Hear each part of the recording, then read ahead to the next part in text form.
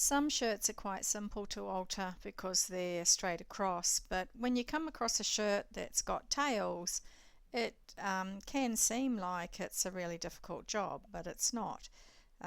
It's actually quite simple. So the first thing to do is just to work out how much needs to be taken up, and you can see that I'm just using my dummy there, and the amount that I've pinned under is 3 inches, which is 7.5 centimeters. If it was on the person, I would then measure the side and just make sure that they're happy with the amount that's going up at the side. In this case, I went up the same amount as which was at the front. If the customer wanted to be less, then I would make it less. And the back, I folded that up the same amount as the front as well, and just pop a pin in so that the customer can see where it's actually going to finish at the back. Some shirts with tails will be the same, the front panels and the back panels will be the same curvature, and others will be longer, like on this shirt. So because of the way we're going to do it, you'll repeat whatever that's going to be. So the first thing you're going to do is actually measure the amount that's pinned, particularly if this was just on a customer. So I'm doing metric and imperial for you. And what I do is I always write that amount down. I always write it on the customer's docket at the back of the docket. But if it's just for yourself, I do suggest you write it on a piece of paper just in case you get interrupted and you forget. So now the next thing to do is just to take the pins out and get ready to mark. The hem allowance on this shirt was actually about 1/8. It was very small. I actually prefer to do 1/4 plus 1/4. I just think that it sits a lot nicer. It doesn't curl as much. Sometimes those smaller hems will curl. So what I'm doing is that I'm just measuring the front panel, and I'm just marking 3 inches or 7.5 up, and I'm coming down 1/2 inch or 1 centimeter. And then what I'm going to do is I'm going to mark half of the back panel. So from where I pinned the front panel, I'll continue on around until I get to the halfway point at the center back. So you'll notice that when I'm marking, I have the tape measure on for the amount that it's been shortened on the original length, and then I'm marking at the top of the tape measure and then coming down the 1/2 inch or 1 centimeter for the cut line. And then when I get to the center of the center back, I'll stop.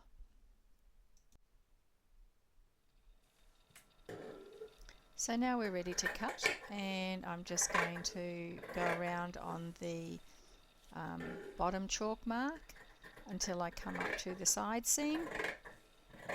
And then when I get to the side seam, I'll then continue around on the back panel until I come to the center back.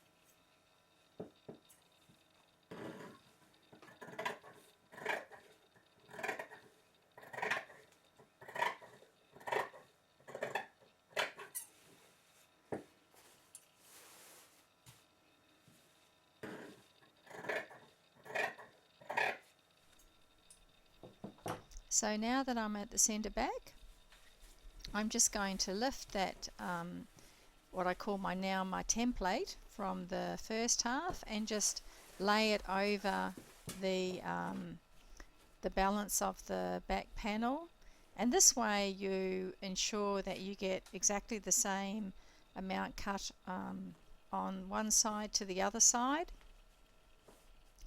and just pin that into place. And before you worry about the front panel, we're going to cut that back panel. So I've just pinned that into place. and now you can continue cutting around to the side seam.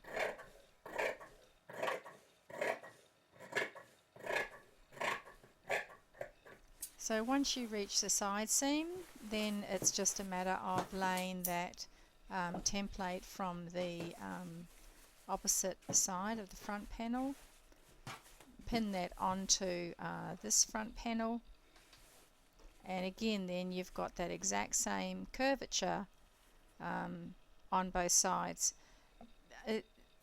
If you mark it correctly and you don't do this, I'm sure you'll get it correct, but sometimes if you see how some people have they've cut it individually and then one side is not quite straight. So by using this technique, it's just a lot quicker, and you get the same curvature both sides.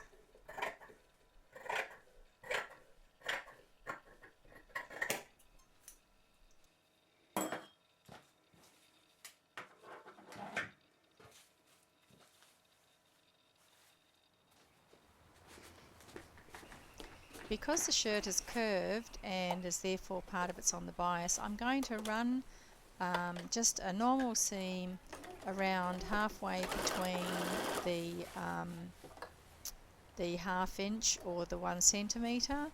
So I just work out where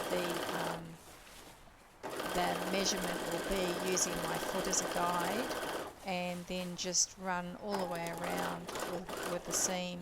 So it's in between, right in the middle of the 1/2 inch, which means that it's a 1/4 inch up from the edge, or if you were doing centimetres, it would be 1/2 centimetre up from the edge, and just sew that all the way around.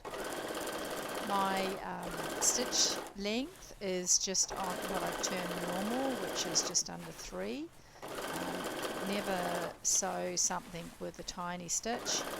The only people who really do that are quilters because of the nature of what they're doing, but when you're doing clothing alterations, you don't want to be sewing in a tiny stitch.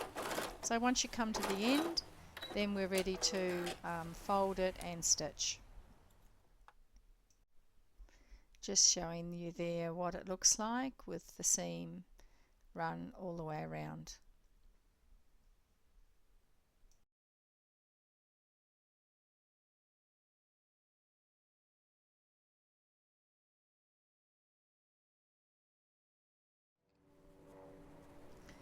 You know, you can actually start right at the very beginning if you like, but sometimes you're going to get a shirt that's very thick. So what I do is just don't worry about the beginning, just start about 2 inches in, or 4 centimetres or 3 centimetres in. And now you've got that stitch line there, you can easily just fold that under right on the stitch line, and if you just pop your nail in and it'll help you get that curve. And you'll notice that what I'm doing is that I always tend to fold probably a good 4 or 5 inches away from me. So about 10 or 12 centimetres. I fold it, and then I work my nail back in underneath, so I'm getting it sitting correctly.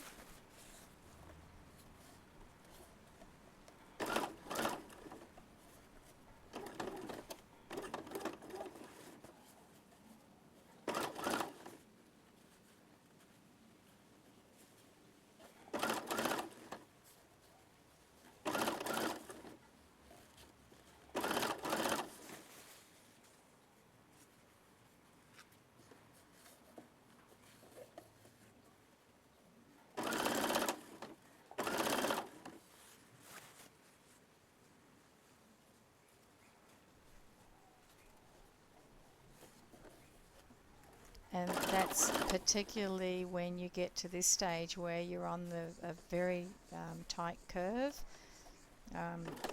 You'll notice how I started quite a fair way away from the foot, and then I held onto that, and then I just ran my fingernail along so that it actually pops it in, and I'm easing as I'm going. I'm not pulling the top at all. I'm actually tending to push the top back into the foot rather than pulling it away from the foot.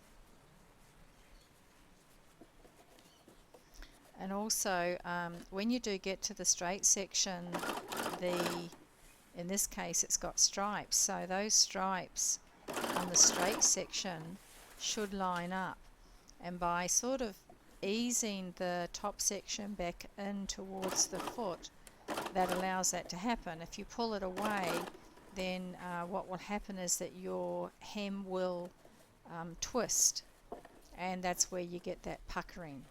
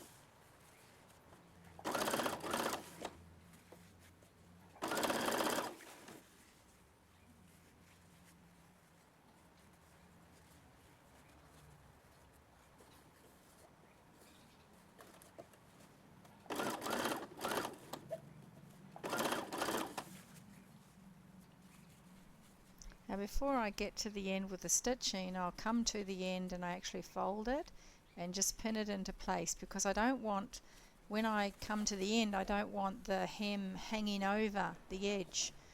I want it to be sitting flush, and to do that, that means that I've got to make sure that it's all eased in, so that by the time I get to the end, it's actually sitting flush with the edge.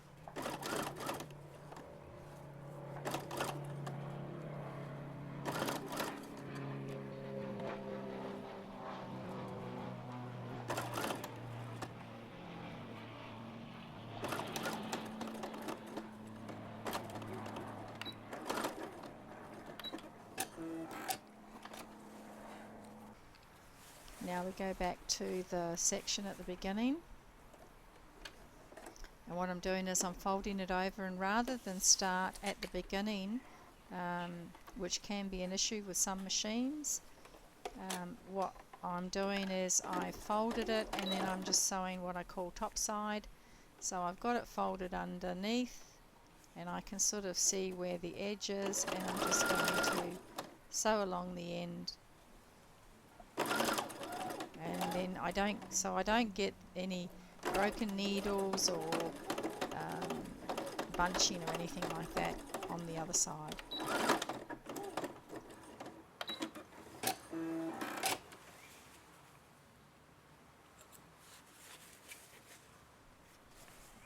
So you notice that there shouldn't be any twisting in it.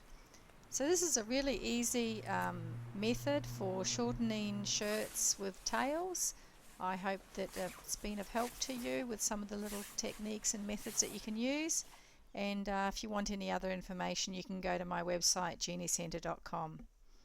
Happy altering!